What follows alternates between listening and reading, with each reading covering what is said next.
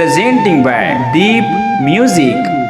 नमस्कार दोस्तों, नए नए छत्तीसगढ़ी गाने सुनने और देखने के लिए हमारे दीप म्यूजिक चैनल को अभी सब्सक्राइब करें और बेल आइकॉन के बटन को क्लिक करें।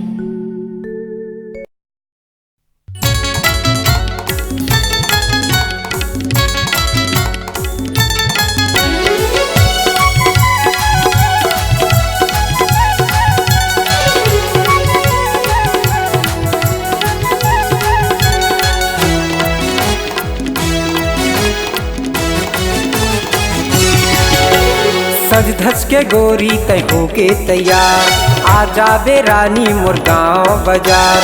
सज धज के गोरी तय होके तैयार, आ जाबे रानी मोर गाँव बाजार। तोला संग में घुमाहूँ तोला मोर माया के वो रानी चिन्हा पहिराहूँ।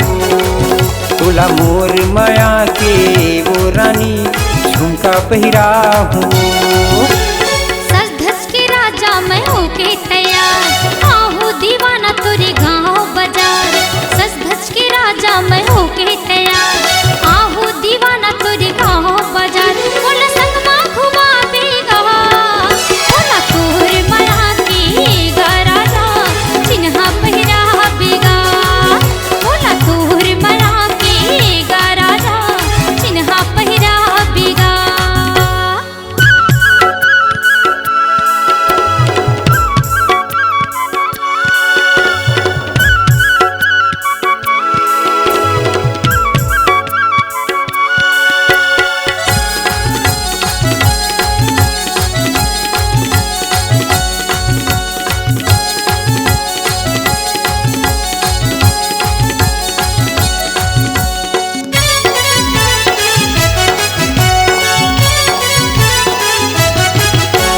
नाके बर नथी ले हूँ कान बर बाली, माथे बर बिंदिया ले हूँ होड़ बर लाली।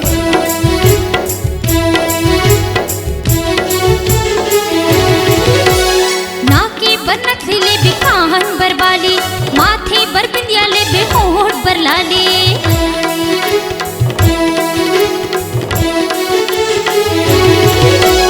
नाके बर नथी ले हूँ कान बर बाली, माथे बर बिंदिया ले हूँ होड़ बर लाली। नाके बर नथी ले बे कान बर बाली, माथे बर बिंदिया ले बे होड़ बर लाली। जिन कहिबे तेला हूँ तोला मोर माया के वो रानी चिन्हा पहिराहूँ। तोला मोर माया के वो रानी झुमका पहिराहूँ।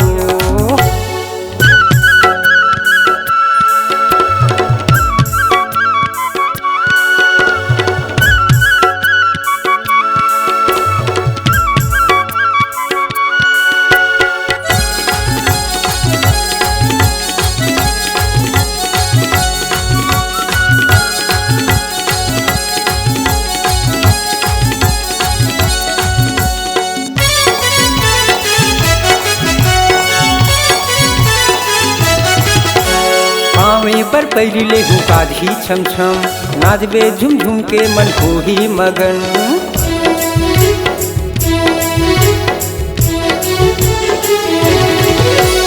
पावे पर पैरी ले बे काधी छम छम, नाच हो झुम झुम के मन हो ही मगन।